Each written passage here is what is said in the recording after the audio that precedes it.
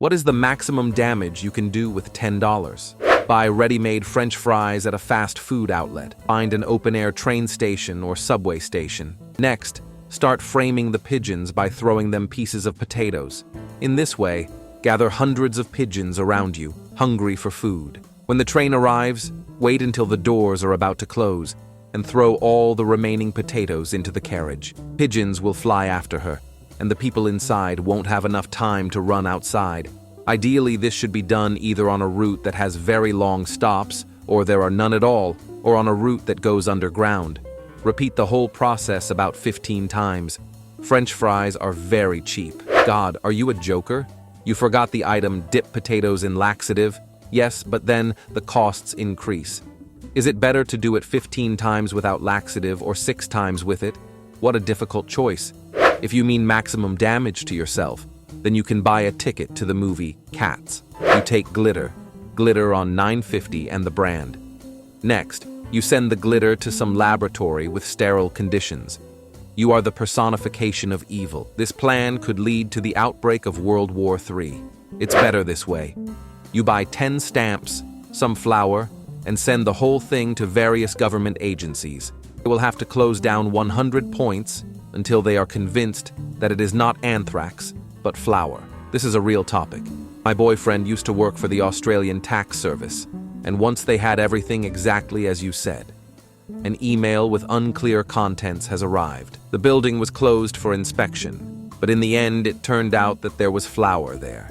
You take $10 worth of stinky bombs and throw them around the clothing store. You spend $5 on super glue and stick the other 5 to the floor at the entrance to a cheap grocery store. I knew a dude who welded a quarter to a nail head and then nailed it to a wooden pier. Every day there were at least 2 to 3 people who unsuccessfully tried to lift it. Buy a box of ladybugs and put it somewhere in the house. Use the remaining money to take mint seeds and plant them on the victim's lawn. You will never be able to completely get rid of ladybugs. Better than fireflies, they are much worse. They are given sounds, and they have one curious habit. These scumbags always hang out in the dark and never come out into the light. This technique works best in dormitories where the corridor light cannot be turned off at night. Scatter the fireflies while everyone is asleep, and these babies will immediately run to their rooms, because the darkest place they will see will be the cracks under the doors. Buy $10 worth of gasoline and pour it into the nearest drinking water source. Literally, a few drops of gasoline will be enough to spoil 1,000 liters of water. Buy a plastic chaise longue and leave it in the middle of the busiest intersection. One time, an entire 6-lane highway stopped for several hours. My sister and I once took a package of cereal from the grocery store and put it right in the middle of the aisle. Eventually, she caused such a traffic jam that she reached the adjacent rows. None of the people dared to lift the box and put it back in its place. Instead, everyone crowded in and carefully drove around it. It's funny that people would rather suffer than fix a simple problem that will help both you and others. One of the main sources of my irritation is the phrase, "This is not my job."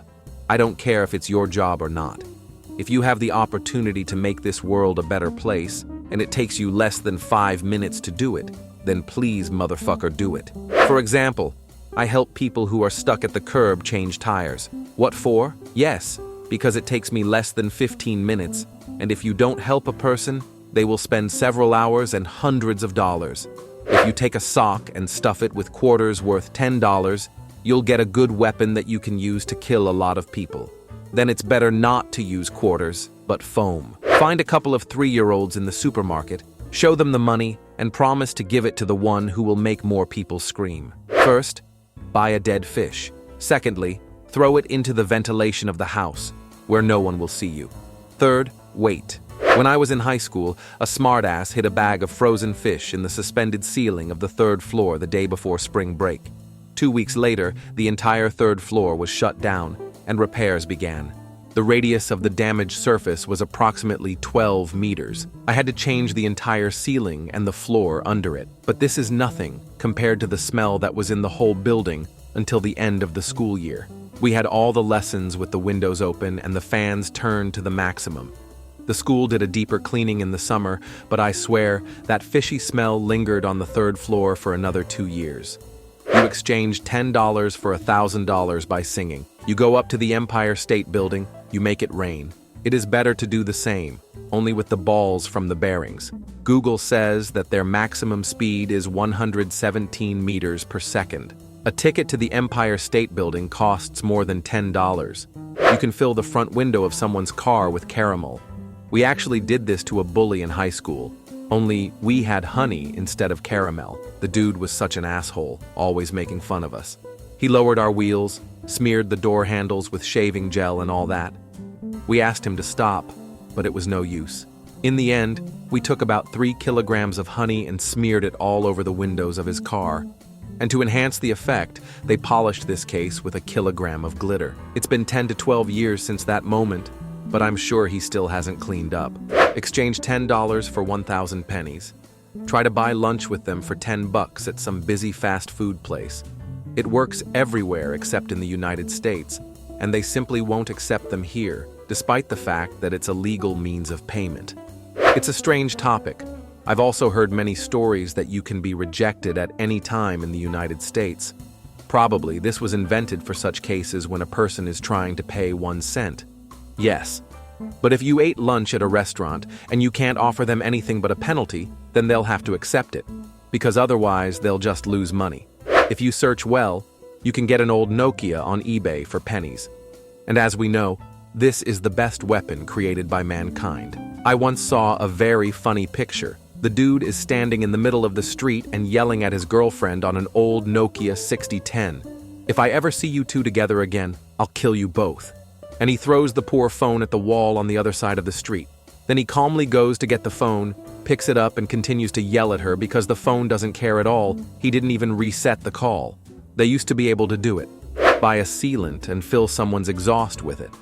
Alternatively, add sugar to the gas tank. Buy a dead frozen rat at a pet store or where they sell laboratory supplies.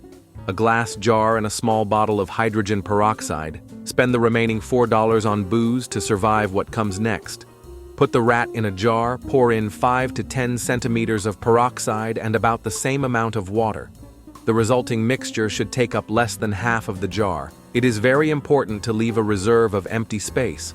Load the jar as hard as you can. Congratulations, you have the smelliest bomb possible in your hands. Predicting exactly when it will burst is difficult, since everything depends on the room temperature. It's going to be a few days, maybe even a week. Communication with a porcelain friend is guaranteed to everyone who is within a radius of about 8 meters at the time of the explosion. If you hide it in someone's closet under the bed or behind the sofa, then the person will eventually have to sell their house, because this smell will never disappear. You take a bottle of brake fluid and go to the salon of exclusive cars, spray it on the hoods. Congratulations, the surface is ruined forever. It sounds like a great way to go to jail. Most of the salons have a bunch of cameras installed, so you're only doing yourself harm. Taking in $10 worth of tap water will leave at least a few dozen liters, right? We walk to the nearest hospital, pour half of it onto an electricity source, and the other half onto a backup source. Without taking into account the cost of maintaining the sewage pipe, I pay less than 1/1000th of a dollar for a liter of water. It turns out that for $10, I can take about 10,000 liters. This will clearly leave a mark on our health care. You buy a giant bag of jelly bears for $10. Lick each jelly bean and stick them on someone's car. When a person tries to peel them off, they will peel off along with the paint. It is best to do this in the heat, so that the candies melt a little. You can just get them off the car. Why waste the good? Take $10 worth of crack, go to the nearest homeless shelter, and offer it to the person who spends the most stuff in 2 hours. You exchange a tenner for a trifle and pour it into the rocket engine fuel system. You can buy some gallium.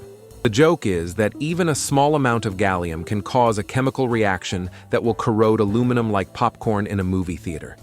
And although it all happens slowly, gallium absorbs aluminum extremely ruthlessly and seeps quite deeply.